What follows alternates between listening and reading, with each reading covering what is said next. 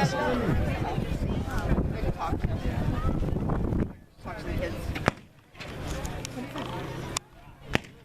my friend is. Get out the sun. Thank you.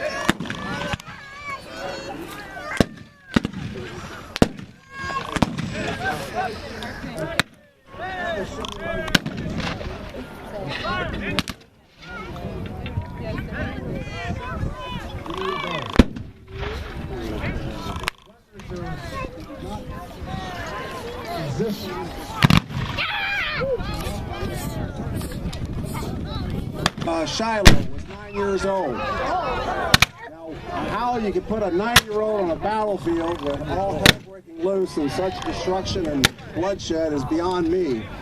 But he was somewhat famous in his day.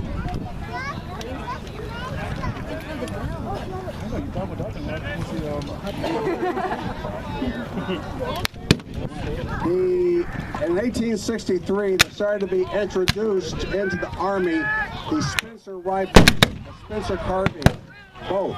The rifle was not seen as much, but the Spencer carbine gave a man a chance to fire 7 rounds as fast as he could work the lever and cock the hammer. The hammer had to be cocked separately, but basically he could fire 7 rounds in about 21 seconds. Huge advantage over the Confederates, who did not have any technology even close. While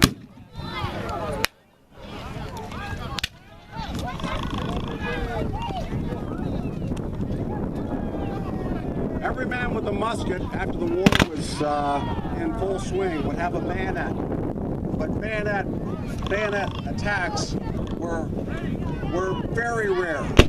2% of those wounds in the Army of the Potomac, 2% of the wounds were from bayonets. Very much because they didn't get that close most of the time. And secondly, there was a general reluctance to use a bayonet on another human being. It was far more common for a man with a bayonet on his musket who was closing in and in close quarter combat with the opposing side to use the musket butt. There's something psychological that prevents someone from putting a bayonet into another human being, even though the result might be the same as bashing the head with a musket. Men just don't want to use a bayonet. That's not to underestimate the psychological importance of a bayonet, because there is a very definite issue of the psychological impact of a line of bayonets coming at you. There's something that just instills greater fear in people.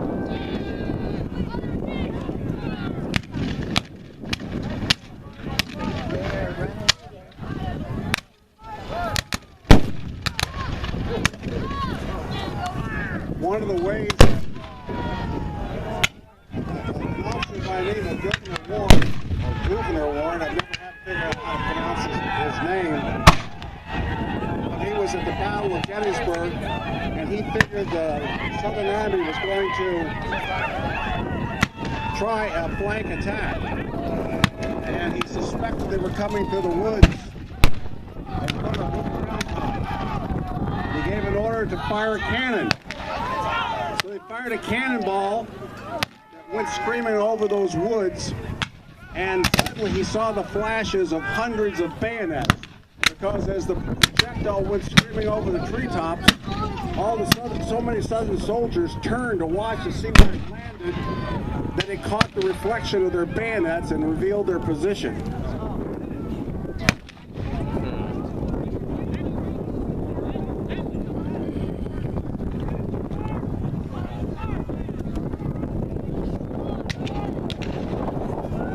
As a result, a few thousand Union soldiers were rushed to Little Round Top, where they met the advance of Alabamans, for example, and Texans, and repelled them in one of the critical parts of the Battle of Gettysburg. But it was only by the nick of time that they got in position.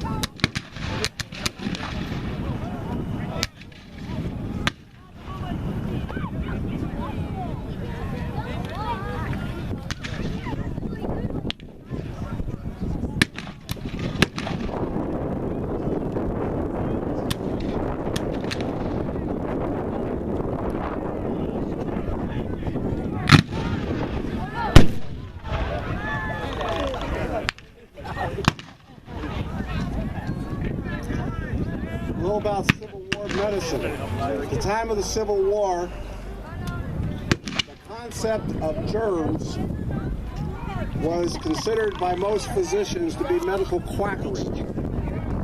It was the idea that there could be something tiny that you couldn't see was just so counterintuitive to them that they did not believe it existed. It took Louis Pasteur, as in pasteurizing, I think it was the late 1870s, to demonstrate to the medical community that germs existed. Why the Jews survived. So, others didn't.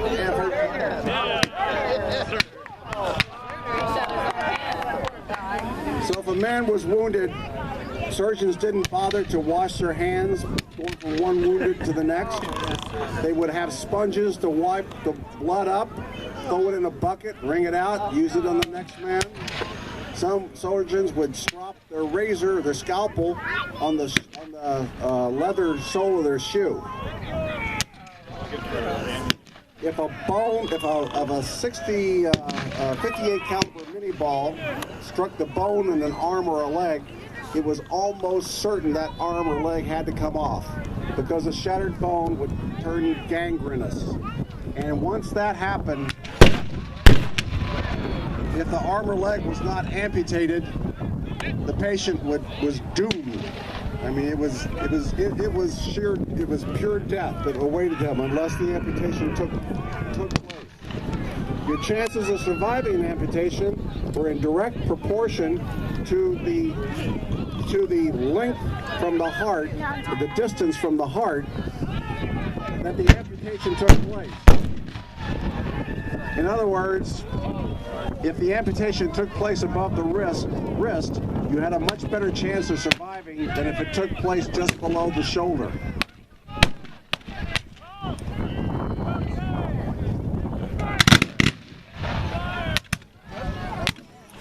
Most of the time in the Civil War, ether was available to assist in surgeries. You go back to the War of 1812 and earlier, no, ether was not used, it didn't exist, it wasn't known. It was bite the bullet time because a lead ball would be put in your mouth for you to bite on it so that you were less likely to crack your molars from the pain.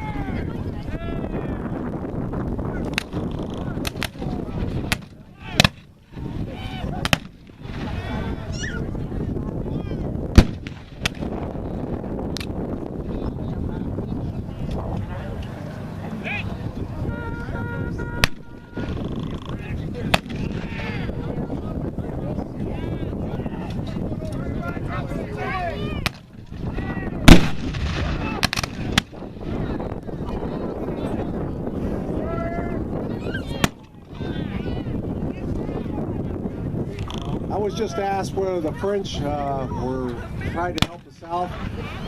Louis Napoleon was the French leader at that time. He was waiting for the British to make a decision. When Robert E. Lee took command of the Army of Northern Virginia, he rolled up one victory after another, and the British cabinet, which was pro-Southern, had a problem with the population that was generally pro-Northern. Not that they were rooting for one side or the other, but there was some reluctance for the cabinet to do anything that was too contrary to what the people wanted. England was very dependent on Southern cotton at the time, and it had a way of changing their attitudes about many things. Basically, they took a vote and they decided they'd wait for one more Southern victory, and then they would propose to mediate between the two sides. Well, that was tantamount to recognition of the South. So it all came together at the Battle of Antietam or Sharpsburg. It was a tactical victory for the South, but a strategic defeat because Robert E. Lee held the line, but he ultimately had to withdraw, go back out of Maryland into Virginia. If he had won that battle outright and had not been forced to go back to Virginia, the South would ultimately, most likely, in most historians' views, been recognized by the North and then by France, and the game was over for the Union at that point.